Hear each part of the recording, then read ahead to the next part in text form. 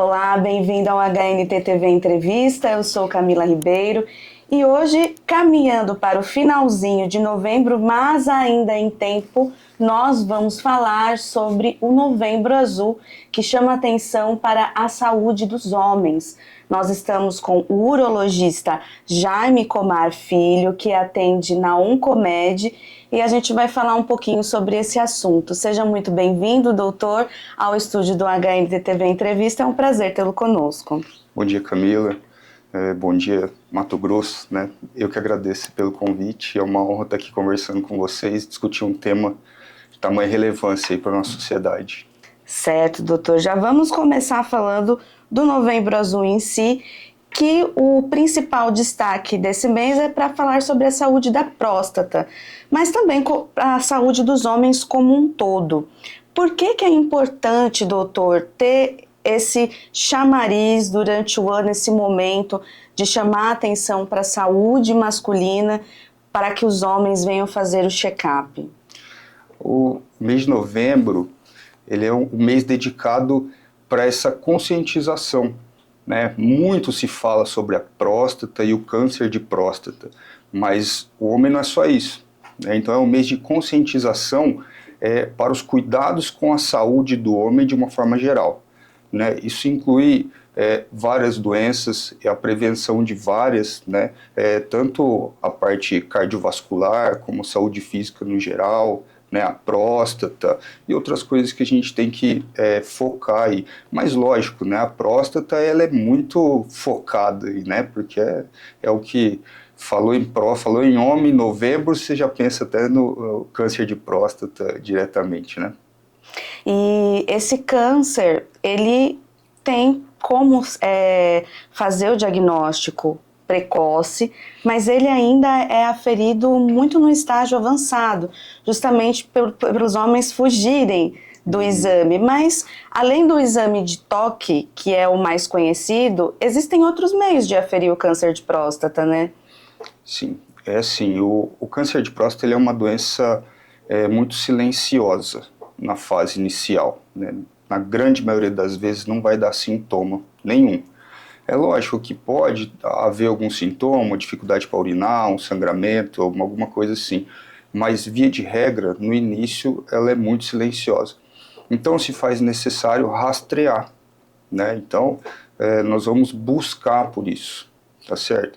A melhor maneira, a maneira recomendada de se fazer o rastreio do câncer de próstata é o homem ir ao urologista e vai fazer o exame de toque e o exame de PSA. O exame de PSA é uma substância que a gente detecta no sangue, ele é produzido pela próstata. E aí ele vai variar por vários motivos, inclusive com o câncer. E a gente pode refinar isso aí junto com o exame de toque para poder entender se existe uma suspeita clínica de câncer ou não. Porque tendo essa suspeita clínica, nós vamos caminhar para o diagnóstico de fato, que é com biópsia de próstata. Né? Então isso tudo é planejamento. A gente pode, até outros exames mais apurados, né, como ressonância magnética, elas podem sugerir. A ressonância também é usada nesses casos? Sim, se existe alguma dúvida ou aprofundamento da investigação, a ressonância é muito utilizada. Né? Só que são exames sugestivos. Quem faz o diagnóstico de fato é a biópsia. Você vai lá e tira alguns fragmentos da próstata e analisa em microscópio para entender se tem célula maligna ou não naquela amostra. E há exemplo de outros tipos de câncer, como o câncer de intestino, o câncer de mama, que estão acontecendo em idades muito menores do que anteriormente, né, do que na idade madura. O câncer de próstata, ele também pode acontecer em homens jovens? Pode. O principal fator de risco, se a gente for analisar, é a idade, né? Quanto mais idoso é o homem, maior é a chance dele desenvolver ou de ele apresentar um câncer de próstata naquele momento, tá certo? Temos um pico aí de diagnóstico entre 60 e 70 anos, mas a incidência ela começa a aumentar mais a partir dos 50, que é a idade que a Sociedade Brasileira de Urologia preconiza para se iniciar o rastreio quando o homem não tem nenhum fator de risco. Isso a gente pode até discutir um pouco mais para frente. Mas isso não exclui que um homem mais jovem possa desenvolver a doença, tá certo? Nós estamos falando de número, de estatística, né? Então, a estatística, os maiores números estão nas idades mais avançadas.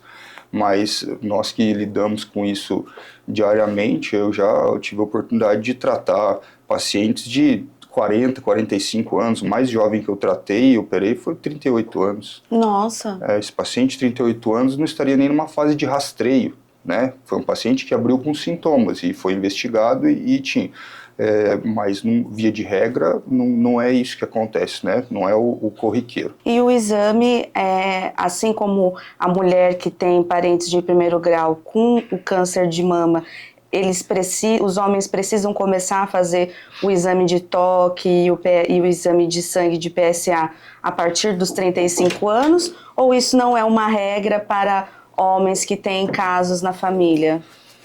Existe um risco aumentado de desenvolver câncer de próstata, pacientes negros e aqueles que têm um familiar, um parente de primeiro grau com câncer de próstata, né? Existe esse risco aumentado. Então, para quem não tem fator de risco, a Sociedade Brasileira de Urologia recomenda o início aos 50 anos, com PSA e toque anual. Todo ano vai fazer o exame de PSA e toque.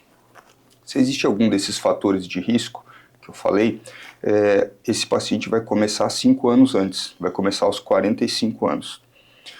Ou então, independente disso, qual idade esse paciente tiver, ele pode simplesmente ir lá no seu urologista, gostaria de fazer o exame da próstata, né? Para quê?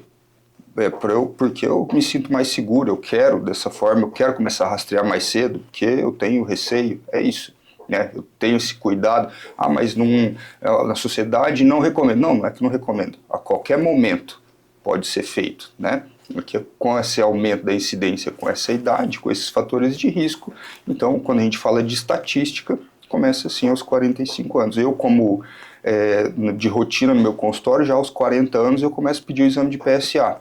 Já começo a conversar. Já vai controlando ali os índices. Já vou, porque daí eu já entendo qual que é o nível basal de exame de PSA daquele paciente que vai ser acompanhado, eu consigo refinar e entender melhor a evolução disso. E, doutor, hoje a gente tem também a tecnologia ao nosso favor nos procedimentos de retirada desse tumor. Explica para a gente onde necessariamente ele se aloja, onde desenvolve o tumor do câncer de próstata e quanto aos tipos de cirurgia, além da cirurgia comum, a questão do uso de robôs. Como que eles estão favorecendo o tratamento? Então, a partir do momento que nós fizemos o diagnóstico do câncer de próstata, né, houve o rastreio, ou seja lá por que motivo foi indicado, houve uma suspeita clínica, foi indicada a biópsia da próstata. Verificou naquela amostra células neoplásicas, células malignas da próstata. Nós precisamos caminhar para uma fase que chama estadiamento, tá certo? Eu preciso saber naquele momento do diagnóstico até onde essa doença já foi. Porque a depender de até onde ela já foi, é que o tratamento vai ser proposto, vai ser Ela instituído. pode irradiar para outros órgãos? Sim, nós temos 3 fases principais, né? Uma é a doença localizada na próstata, ela está confinada à glândula, ela não invadiu nada que está em volta. Essa é a melhor fase onde a gente tem o maior sucesso de tratamento. A doença localizada na próstata, a taxa de cura ela é superior a 90%. Então, de cada 10, cura 9, essa fase. Então, por isso a importância de detectar precocemente. Detectou precoce, tem cura com número bom e cura boa, né? Com qualidade. A outra possibilidade é a localmente avançada, que a doença está ali naquela região, mas já invadiu alguma estrutura vizinha da próstata, né? Então, eventualmente, for fazer uma cirurgia, você tem que fazer uma ressecção mais ampla. Não é possível uma preservação de estruturas nobres, assim como lá na primeira, tá certo? E o terceiro cenário é a doença metastática. O câncer saiu da próstata, lançou células para outros órgãos à distância, osso, pulmão, fígado, enfim. Tá? Então, o tratamento também já vai mudar. Até no osso pode ter essa metástase quando é na próstata? O principal sítio de metástase à distância do câncer de próstata é osso, né? Então, é por isso que, inclusive, quando se discute de sintomas, o quadro pode abrir com dor óssea, né, que é um câncer extremamente avançado metastático, que não sentiu nada até naquele momento. Então, não sentiu e não fez também os exames, sim, né, não foi anteriores. rastreado, não, né? Enfim, a gente se De depara um com ano isso. para o outro não tem como fazer essa, ou pode ser que o paciente sempre faz o check-up. Em um ano desenvolver algo assim tão agressivo? O câncer de próstata é uma doença indolente, ela é lenta para desenvolver, então por isso que se preconiza uma vez ao ano, porque de um ano para o outro, se você tá tranquilo esse ano, foi rastreado, a chance é baixa de ter um câncer naquele momento, durante esse próximo ano é muito difícil, é baixíssima a probabilidade de em um ano se desenvolver um câncer metastático de próstata que não foi visto. Então né? só ocorre essa questão do câncer chegar muito agravado quando realmente não há esse acompanhamento prévio. Exato, você passou por um período e deixou a doença evoluir, é a história natural dela. Né? Então não foi feito nada, não foi visto nada antes e a doença evoluiu. Né? Então há quanto tempo ela estava desse jeito? Não sabemos, 1, 2, 10 anos, entendeu? Mas ela é indolente, ela é lenta. Né? Então, visto esses 3 cenários, é onde nós vamos instituir esse tratamento. Existem vários tratamentos, é um leque, né? O tratamento do câncer de próstata é personalizado para cada paciente, né? Para cada para cada tipo de doença, né? Geralmente nessas 3 fases que nós pensamos. Vai desde um simples acompanhamento, tem câncer de próstata de muito baixo risco, que você pode simplesmente acompanhar. Né, chama vigilância ativa. Ah, isso ocorre? Não Sim, sabia. O câncer de muito baixo risco, tem os critérios para serem preenchidos, mas você pode simplesmente acompanhar. Chama vigilância ativa. Né? E passa por outros tratamentos também, na medida que vai se tornando mais um câncer de mais risco. Então tem a cirurgia, radioterapia, rádio com hormonoterapia, né? E depois as doenças, os tratamentos com drogas de última geração, né? Bloqueios hormonais e bloqueadores de última geração. Mas basicamente quando a gente fala, né, o câncer de próstata, o urologista, nós gostamos de atuar e atuamos bem na fase principal ali de localizada e localmente avançada. Né? E onde estão os melhores resultados, tanto oncológicos quanto funcionais, porque quando se fala de câncer de próstata, ali a pelve masculina é uma região que tem estruturas extremamente nobres, né? Não tem só esse órgão ali, tem a parte da inervação da ereção, que ela sai da coluna e passa encostada na próstata e vai para o pênis, tem o músculo esfíncter estriado que faz a continência urinária, faz o que a gente segura a urina, né? Fica tudo muito perto. Então, quando a doença está confinada na próstata, você faz uma cirurgia com mais qualidade. O resultado oncológico é melhor, porque você consegue ressecar aquilo ali como um todo, e preservar tudo que precisa ficar lá, preservar tudo que é nobre. Né? Então, o que não é possível se a doença for localmente avançada, por exemplo, né? Tá invadindo, se tem um tumor seu da próstata, está invadindo uma banda, um feixe vasculo nervoso ali do lado. Não é possível você preservar esse feixe. Então, automaticamente, você vai ter que fazer uma ressecção mais ampla, né? Você vai ter que ampliar um pouco mais e, certamente, se espera um resultado pior, um prejuízo à função sexual, por exemplo. Né? Mas vai se fazer o controle oncológico, você precisa ampliar essa ressecção. E já na doença metastática, tem alguns estudos aí que estão tentando comprovar, né? Nós ainda estamos em fase de verificação, mas hoje a cirurgia ela não tem mais o benefício que ela teria na doença localizada ou localmente avançada. Então, a doença metastática ela é uma doença que fica mais na mão do oncologista clínico, né, que ele vai precisar de um tratamento sistêmico, que a gente fala, né, bloqueios hormonais e as drogas de última geração. Quando a gente fala em cirurgia, o uso da robótica, ela vem como uma aliada? Hoje eu opero praticamente só cirurgia robótica, né? Então eu sou meio suspeito para falar. Isso para mim é o principal aliado, é uma inovação, é algo que veio para ficar e o benefício é muito grande, tá certo? O que é? Só para a gente dar uma pincelada, explicar rapidamente, para tirar aquela ideia da cabeça do leigo que eu vou ser operado por um robô, eu vou instalar um robô em mim lá, o pessoal só fica olhando e depois ele entrega tudo pronto. Não é desse jeito que funciona. Nós temos essa ideia de montadora de carro, que trabalha até no escuro, né, os robôs trabalhando. Não é assim. A plataforma robótica que nós utilizamos para fazer cirurgia, ele é um robô de transmissão, né? Ele não é de execução, ele não vai programar para executar. Quem executa a cirurgia é o cirurgião, né? O robô ele reproduz os movimentos que o cirurgião faz ali no controlador.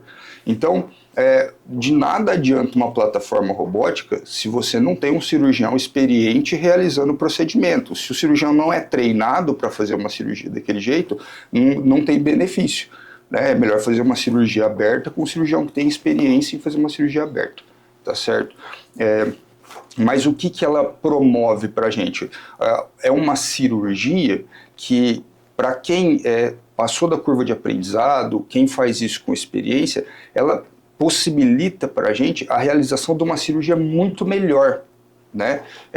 São detalhes, tem um aumento muito grande, uma qualidade de imagem. As pinças que a gente utiliza lá dentro são todas em miniatura, né, com amplitude de movimento muito grande, que supera a amplitude da nossa mão. E a questão do visualizar também, sim, acho. A visualização é em 3D, Full HD, né, são duas câmeras ali para fazer essa visão em 3 dimensões. Você tem a nítida sensação que está sentado lá dentro, está trabalhando. E a cirurgia tradicional, ela é um pouco intuitiva, acho, né, doutor? Porque você vai tateando ali, sentindo.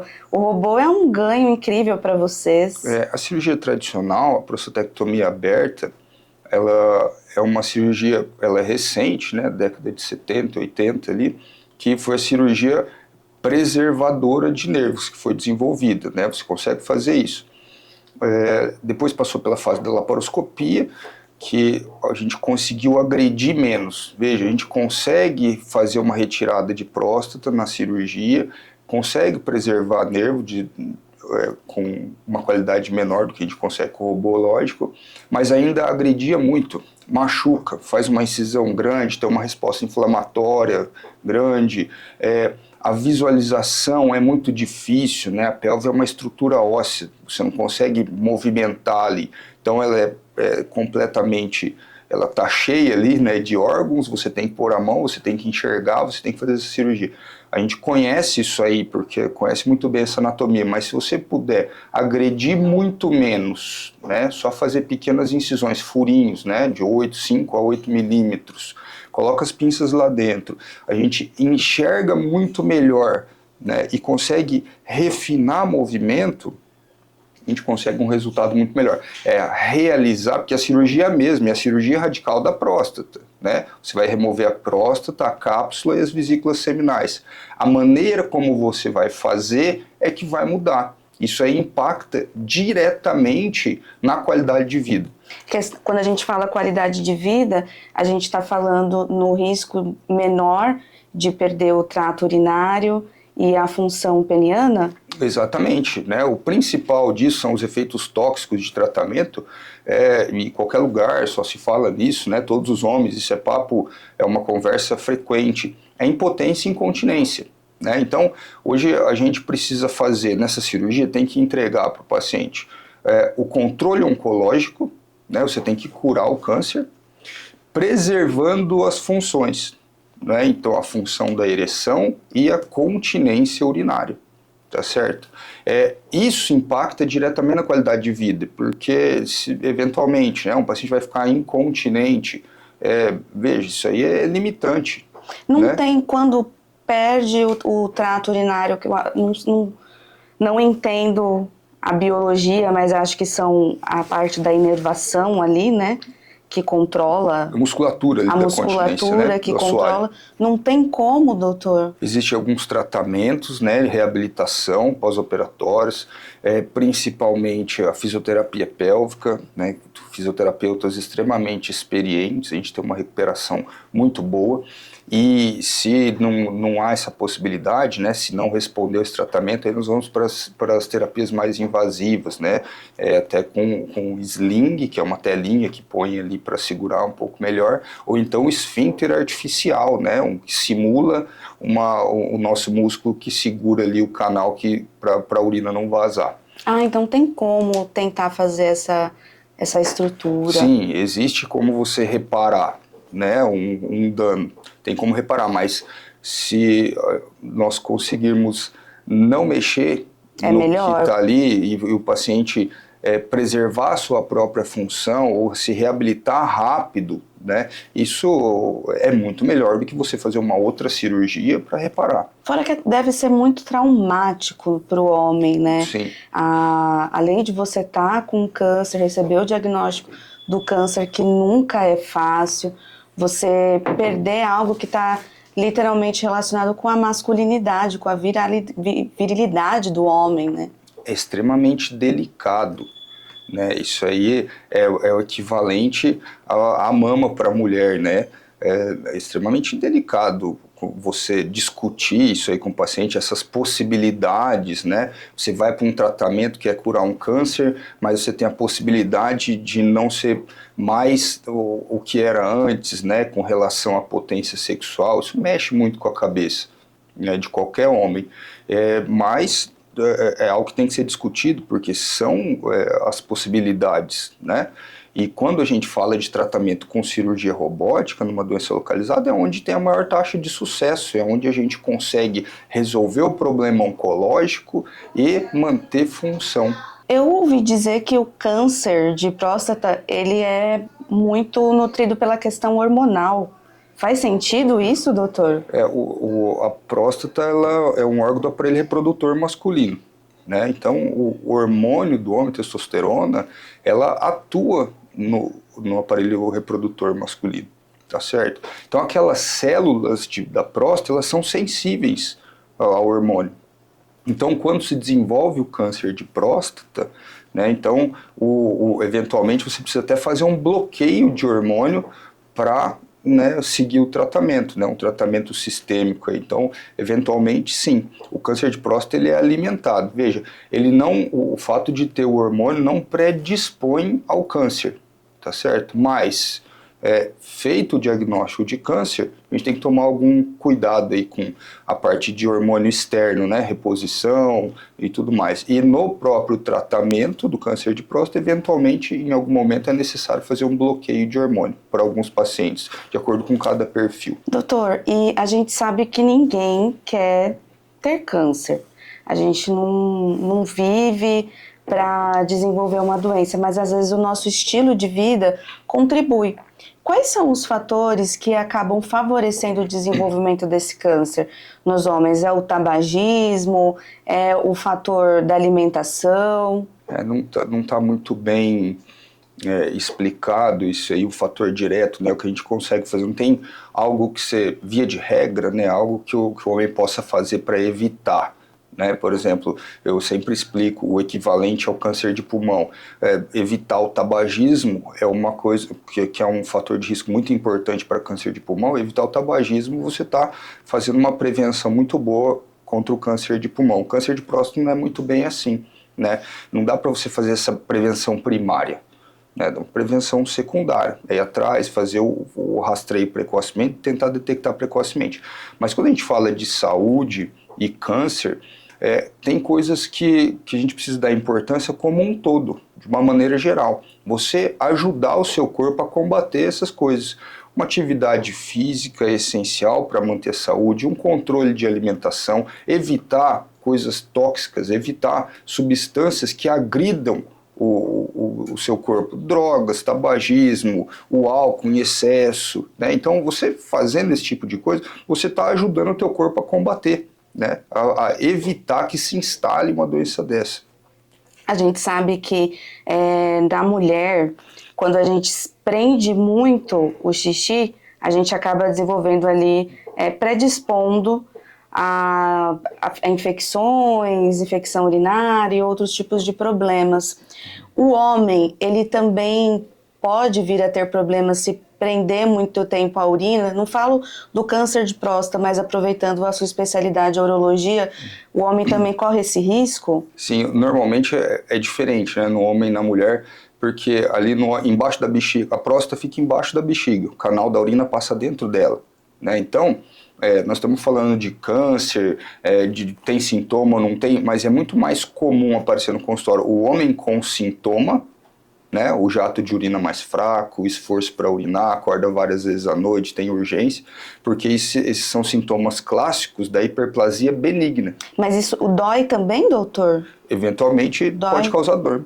Tá? Então, são sintomas da hiperplasia benigna da próstata. Começa a partir dos 40 anos, e a próstata começa a aumentar de maneira que é normal para o homem, né? Eu costumo dizer, todo mundo vai ter um aumento. Alguns vão ter sintomas, outros não.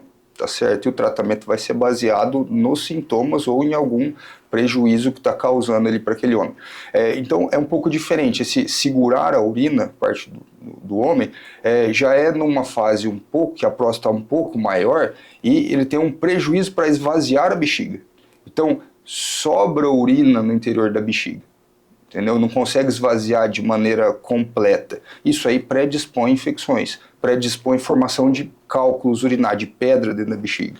Né? Então, automaticamente, né, o risco de infecção fica acúmulo daquela substância ali, da urina, daquele conteúdo ali da urina, e pode predispor a infecção, sim. Nossa, então, além da questão da próstata já ser um grande problema, pode subir para o rim. Sim, a infecção ela pode começar ali e de maneira ascendente ela acometer os rins, pode evoluir para uma pielonefrite, que fala, né? Que é um quadro mais grave e até dramático. Gente, que coisa complicada, né? E, doutor, sempre que aumenta a próstata, é sinônimo de câncer ou nem sempre? Nem sempre. Pelo contrário, na grande maioria das vezes ela vai aumentar de maneira benigna. Né? Ela tem isso pela própria exposição do aparelho reprodutor ao nosso hormônio mesmo, né? Então tem um aumento natural ao longo da vida, né? Geralmente a partir dos 40 anos começa. Então não quer dizer, não existe uma regra para qual que é o tamanho que ela vai chegar, a partir de que tamanho tem que operar ou tratar. Não, a gente tem paciente com próstata de 100 gramas, próstata ela tem o equivalente a um peso mais ou menos uns 20 gramas, parece uma noz, um pequizinho, né? Tem paciente com próstata de 100 gramas que não tem sintomas, e tem paciente com próstata de 40 gramas extremamente sintomático que não respondeu a tratamento medicamentoso, tem que ir para uma cirurgia. Né? Então, ela pode sim crescer, e isso é o principal que leva o homem ao urologista, essa dificuldade para urinar, porque se ele não sente nada, aí é mais difícil ele acreditar que ele precisa ir lá fazer um exame que ele não está afim de fazer e não tem sintoma nenhum, não sinto nada, por que eu vou? Né? Aí fica aquela briga em casa, a esposa às vezes leva o paciente vai de cara amarrada e não está entendendo muito bem, não quer entender, né? Agora, se ele tem um sintoma, ele busca, porque está causando prejuízo para ele. Está difícil para urinar, está acordando muitas vezes à noite, 5, 6, 7 vezes à noite. Outro dia fica muito ruim a qualidade, né? Então ele busca mais por conta desses sintomas. Quando que o estudo genético ele é recomendado? Tem alguns casos, né, de câncer de próstata. Isso vai variar com o tipo da celularidade, né? Então, eventualmente, não é a regra, não são todos, né? É a minoria, mas existem ali, de acordo com o tipo de celularidade, a agressividade de célula, é que o oncologista vai determinar se ele deve fazer um estudo genético ou não. Mas não é a grande maioria, né? A grande maioria não vai precisar desse estudo, não. Além do câncer de próstata, eu tenho visto que tem aumentado muito a incidência entre os homens do câncer de intestino, que é outra área também difícil da gente ir investigar, né, doutor? Quando que os homens precisam ter essa atenção? O do intestino, ele também é recomendado que se faça um rastreio, né, mesmo assintomáticos. Então, a partir dos 50 anos, o clínico geral, o oncologista, o cardiologista pode até eventualmente pedir. É recomendável que se faça uma endoscopia e colonoscopia, né, aí pelo menos uma vez por ano, a cada 2 anos, porque pela própria idade, isso aumenta a incidência desses tumores, e aumentando essa incidência, a gente rastreando, a gente consegue pegar mais cedo, porque o câncer de intestino, a grande maioria das vezes, ele começa como uma lesão benigna e transforma com uma lesão maligna. Às vezes tem só alguns pólipos ali, você faz a ressecção e resolve naquele momento, não deixa evoluir para um tumor maligno, né? Então é recomendável que se faça um rastreio também. E conforme a informação tem sido mais ampla, mais homens estão buscando esses cuidados e automaticamente mais diagnósticos são feitos. Então o conselho é a partir dos 40 anos, dos 50 anos, na verdade, já iniciar o rastreio por meio do PSA ou do exame de toque, e para pessoas que têm casos na família, parentes de primeiro grau, a partir dos 45. Exatamente. Recomendação da Sociedade Brasileira de Urologia, né, é exame anual, né, todos os anos, exame de PSA e toque a partir dos 50 anos, e para aquele paciente que tem fator de risco, né, um parente de primeiro grau ou pacientes negros, devem começar aos 45. Nada de preconceito, a gente está falando de vida, né, doutor? Não vale a pena. Exato, não vale a pena. Nada de preconceito, pelo contrário, isso é uma demonstração de coragem. Você, o homem, de uma forma geral, ele não quer procurar, porque isso a gente escuta muito, né? Não quero procurar, se procurar eu acho. Eu costumo falar, procura, porque se você achar, acha cedo. E se acha cedo, tem cura boa, né? Boa e mantendo a forma como você é. Então, se uma mensagem que tem que ficar é isso. Se você quiser, o homem quiser manter, quer ser o homem que sempre foi, né? Proteger sua família, estar ao lado dela, prover sua casa, você precisa continuar bem, né? E para continuar bem, você tem que se cuidar. Então, hoje está muito amplo a informação, o acesso está muito... Não tem por que correr de uma coisa dessa, né? Pelo contrário, é uma demonstração de coragem. E ali na Oncomed a gente tem todos os recursos para estar fazendo esse tanto o monitoramento quanto o próprio tratamento. Sim, temos de ponta a ponta o que for necessário, né? Tem a parte que a gente faz da uro-oncologia, tratamento dessas doenças localizadas, localmente avançadas, tem a parte da oncologia clínica, extremamente competente, tem radioterapia na clínica, a gente usa as plataformas robóticas que tem aqui na nossa cidade, cirurgiões treinados, e eventualmente aí depois para uma doença mais avançada, a própria quimioterapia, hormonioterapia, é feito tudo lá na clínica. Muito obrigada, doutor, pelo seu tempo aqui conosco, por esclarecer as nossas dúvidas. Eu tenho certeza que muitos homens vão ser alcançados por essas informações e quem sabe aquele que ainda não fez, né, o check-up anual, possa estar buscando a Oncomed para saber como que está o seu organismo, a sua próstata e cuidar melhor de si próprio. Tá joia. Eu que agradeço pelo convite, Camila. Um abraço a todos. A gente fica à disposição. Tá certo. Muito obrigada a você também que nos acompanhou até o final dessa entrevista. Não deixe de seguir o Hipernotícias no Instagram, Facebook, no Twitter, acompanhar as principais notícias de Mato Grosso do Brasil e do mundo em hnt.com.br e se inscrever aqui no YouTube e acionar o sininho.